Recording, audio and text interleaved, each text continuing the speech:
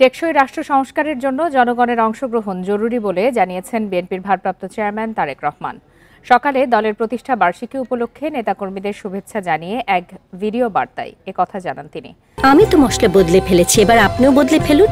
একবার প্রাণ গুঁড়া মশলা ব্যবহার করেই দেখুন। তারেক রহমান বলেন, রাষ্ট্র সংস্কারকে কার্যকর করতে হলে রাজনৈতিক দলগুলোর দৃষ্টিভঙ্গি এবং কার্যক্রমেও স্বচ্ছতা নিশ্চিত করা জরুরি। জনগণের কাঙ্ক্ষিত বাংলাদেশ গঠনের জন্য রাষ্ট্র ও রাজনীতি সংস্কারের বিকল্প নেই। জনগণের প্রত্যক্ষ ভোটে নির্বাচিত সরকারের মাধ্যমে দীর্ঘমেয়াদী সংস্কার হলে সেটি বেশি কার্যকর হবে বলে জানান তিনি।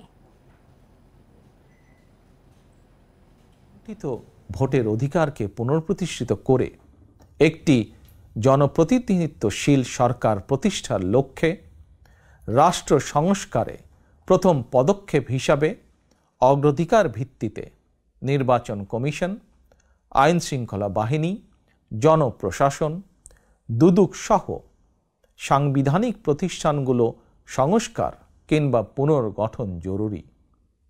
সেই লক্ষ্য অর্জনে অন্তর্বর্তীকালীন সরকার তাদের পরিকল্পনা অনুযায়ী রাষ্ট্র সংস্কার কার্যক্রম এগিয়ে নিচ্ছে বলে আমরা মনে করি।